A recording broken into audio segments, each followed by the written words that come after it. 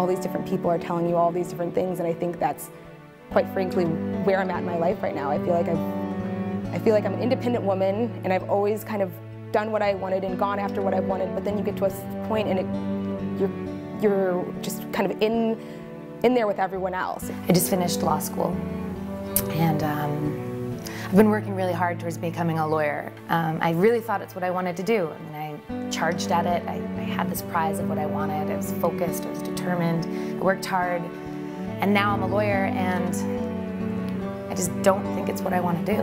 I don't feel like where I am right now will allow me to naturally evolve to the person I'm supposed to be. At a certain point in your life, you feel like, okay, I've got this all balanced. I don't want to change anything, because if I change anything, something's going to happen. And my kids are doing good, I'm bringing in a good salary, we're making the house payment, we're paying the bills, the cars are running. If I change one little thing, is it all going to fall apart? I have been a stay-at-home mom for 5 years. I love my kids to death, and they're at an age now where they can go back to school, and now I'm just kind of feeling like I want to work.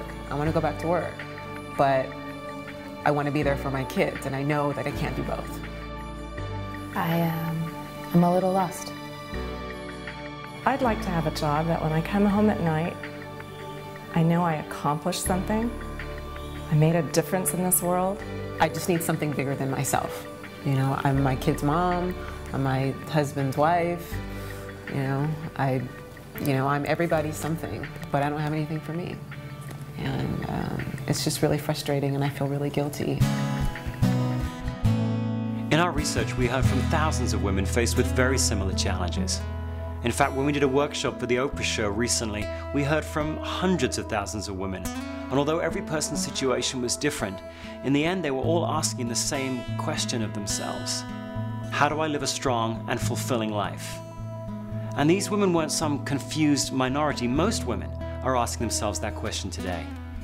In fact, recent research shows that although over the last 40 years women have gained for themselves greater rights and responsibilities and opportunities, influence, money, power, women today are actually less happy and less fulfilled than they were 40 years ago.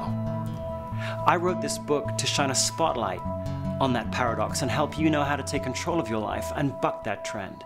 First, you'll take a test. It's called the Strong Life Test, and it measures you on 9 life roles.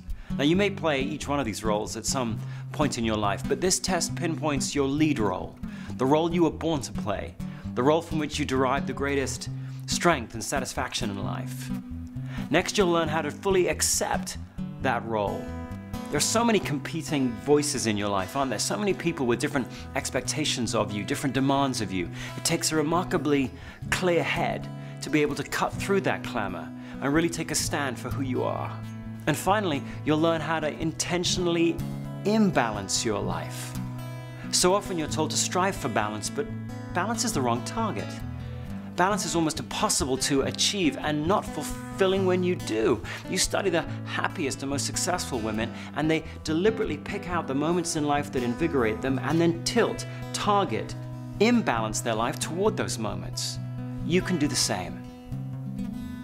You know, the cliched image of a successful woman today is that she's some virtuoso juggler, somehow able to keep all the different parts of her life in the air at the same time. But that's quite a sad image when you think about it, isn't it? Because the core skill of juggling is throwing, not catching. And if you spend your entire life as a juggler, you'll never hold on to anything long enough to really feel it. The core skill of life isn't throwing, it's knowing which are the right moments to catch, to draw those moments in toward you and then cradle them. That's the skill that you'll learn in this book, Find Your Strongest Life. So whether you're a recent graduate just figuring out which direction you want your life to take, or whether you're 10 years into the workforce but looking for more, or whether you're a new mom trying to figure out whether to go back to work or stay with your kids, or whether you're some super successful executive just trying to keep everything moving along smoothly, you'll be able to take a stand for who you really are and find your strongest life.